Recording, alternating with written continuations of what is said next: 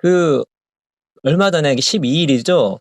박사님이 그 페이스북에 삼성전자를 매수했다라는 그 아. 포스팅을 올리셨어요. 지금 뭐 박사님의 하시는 행보는 많은 분들에게 관심이 가는데 예. 지금 삼성전자 주식이 그렇게 좋지 않은 상황으로 지금 나오고 있는데 이 네. 시점에 그 매수한 이유가 무엇인지 알고 싶습니다.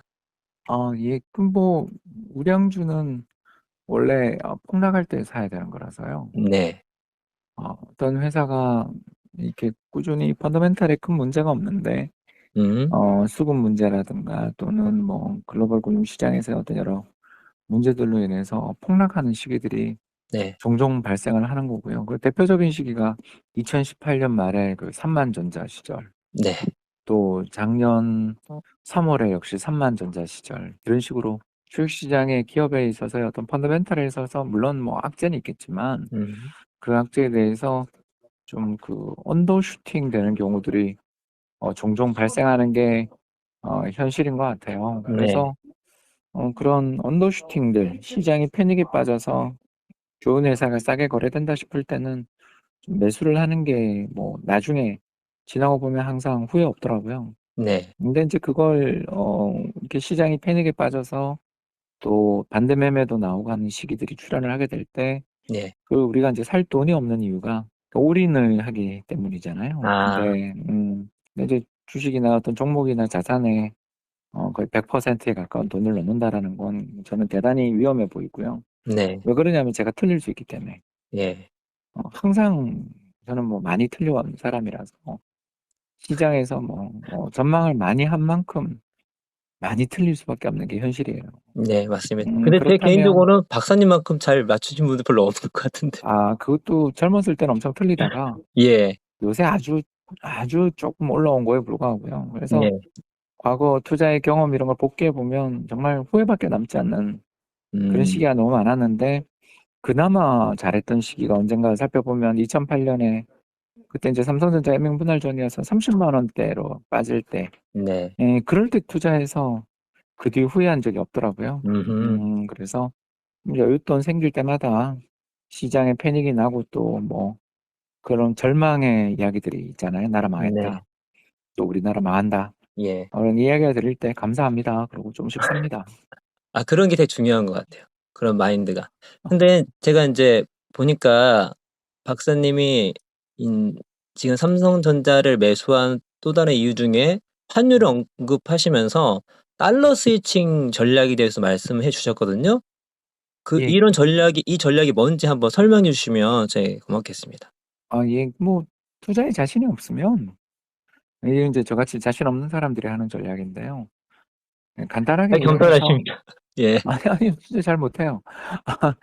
정말 저는 개별 종목이나 이런 데서 돈을 거의 벌어 본 적이 없고 어떤 분들이 나와서 뭐 자기는 10 루타 100 루타 이야기 100배 주식 10배 주식 그러시는데 전 단 한 차례도 그런 기억이 없는 네.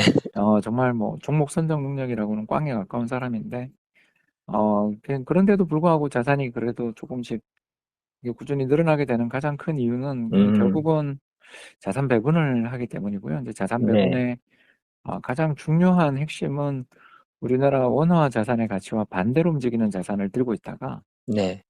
그 반대 자산의 가격이 급등할 때, 네. 예를 들어서 지금 우리나라 주식은 빠지는데 미국 달러 가치는 엄청 급등하잖아요. 네. 그러면 달러를 원래 좀 들고 있었다라면 그 달러가 급등할 때 달러의 가치가 올라가고 사람들이 이 달러의 가치가 더 올라갈 거라고 막 이야기할 때 네.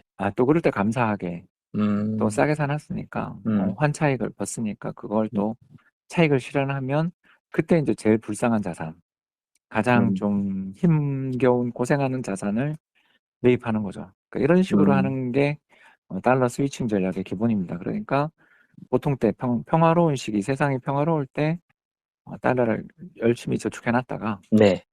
뭐 무슨 이유인지는 모르지만 환율이 급등한다 그러고 9시 뉴스, 8시 뉴스에 삼성전자 같은 우량주 주가 빠진다 그러고 환율이 음. 급등해서 뭐 우리나라 환율이 앞으로 급등하게 돼서 "나라 큰일 났다."는 소리가 들리거든. 네. "감사합니다." 그러고 인제 달러를 팔아서 환차익을 실현해서 음. 그때 제일 불쌍하게 뭐 망할 회사를 사면 안 되니까 우리가 이름을 알고 있는 좋은 회사 또는 좋은 주식 또는 좋은 자산, 현금처럼. 예, 뭐 예를 들어서 2015년 같은 경우는 이제 그때 미분양 주택 이런 것들일 거고요. 그러니까 뭐 예를 들어서 도심에 교통이 너무너무 좋은데도 불구하고 미분양 난 집들이 숱했잖아요. 부동산 그러니까 문제. 예, 예. 그러니까 뭐 꼭 그게 주식일 필요는 없고요. 예. 그때 국내 당시 가장 자산으로. 예, 국내 네. 자산 중에 가장 가격이 많이 빠져 있고 네. 우량한데도 불구하고 얼마 전까지만 해도 누구나 그걸 갖고 싶어 했었는데 갑자기 가격이 빠져 있는 그런 자산들이 음. 매수의 대상이 되는 거죠. 네. 이 달러 스위칭 전략 말씀하신 거를 들어보면, 그러니까 보통 이렇게 투자 기법, 뭐 투자 전략 하면은 일반인들이 이렇게 듣기에 좀 어려운 부분이 많이 있는데, 그래도 이거는 쪼끔 일반 분들도 충분히 좀 따라할 수 있는 그런 전략인 것 같아서 되게 좋은 것 같습니다. 그러니까 그 시장을 쳐다볼 필요가 없는 거고요. 네, 그러니까요. 예, 이 전략의 좋은 점은 그냥 평화로운 시기 뭐 주식시장이 오늘도 올랐습니다. 이럴 때 이제 네. 달러를 사두는 거죠. 그래서 예. 쭉 저축하고 또 그럴 때가 경제가 좋을 때니까 네. 회사에서 뭐 보너스도 나오고 인센티브도 나올 거 아니에요. 음. 이제 그런 돈을 모아 가지고 그걸 갖고 주식을 사는 거죠. 음. 아니죠. 달러를 사는 거죠. 그리고 달러를 사 네네. 놨다가 뭐 몇 년에 한 번씩 이렇게 기회가 오거든요. 뭐 대표적인 게 2008년, 음. 또 2011년 유럽 재정 위기, 음. 또 2015년 그 중국 위엔화 평가 절하 사태, 음. 2018년 미중 무역 분쟁, 음. 2020년 코로나 쇼크, 그리고 또 지금 뭐 올해 시작된 걸 수도 있고요. 아무튼 우리나라 경제나 뭐 세계 경제가 한 2-3년 주기로 그냥 쉴 새 그러네요. 없이 위기가 오고 그때마다 주가 폭락하거나 부동산 폭락하고 환율 급등하거든요. 음. 그걸 잘 차익만 달러를 들고 있으면 그 문제가 그냥 거의 해결이 다 되니까요. 그래서 2-3 년마다 오는 이 기회들 잘 잡아야 되겠네요. 예, 그리고 뭐 그때 제일 싼 걸 사는 거죠. 뭐 예를 음. 들어서 2015년 같은 경우는 주식이 별로 안 빠졌어요. 2,200에서 1,800 갔나? 한 음. 20% 밖에 안 빠졌더라고요. 음. 그래서 저는 그 정도 빠지는 거는 조금 더 빠졌으면 하고, 이번에도 삼성전자 고점 대비 30% 빠졌길래 들어간 거니까요. 네. 예, 그래서 그럴 때 이제 제일 싼 거가 뭐 있나 살펴봤더니 그 경매 시장에서 서울 아파트가 감정 평가액 대비 막 70%에 팔리고 미분양이 음. 넘쳐 오르고 있더라고요. 음. 아니 그럴 때는 이제 또 돈이 거의 안 들잖아요, 미분양 아파트 살 때. 네. 그래서 뭐 이런 어떻게 보면 안전 마진이라고 저희들이 이야기하잖아요. 네. 그런 어떤 사면 일단 마진을 확보하고 다른 사람보다 내가 이걸 좋은 자산을 싸게 살 때 고런 자산들이 시장에 넘쳐 오를 때가 투자의 기회가 아닌가 생각합니다. 야, 너무 좋습니다. 페이북 포스팅 보니까 지난해 연말부터 올 초 사이에 국내 주식 거의 정리했다고 쓰셨거든요. 이게 전체 제 자산의 5% 미만인 예. 그 까지도 이유도 떨어진 앞서 말씀하신 예, 그때 것처럼. 예. 환율이 1,100원 밑으로 떨어지면서 달러가 또 굉장히 싸더라고요. 음. 그러니까 달러에 대한 원화 환율이 연초에 1,170원까지 갔나 아마 그랬을 겁니다. 그래서 네.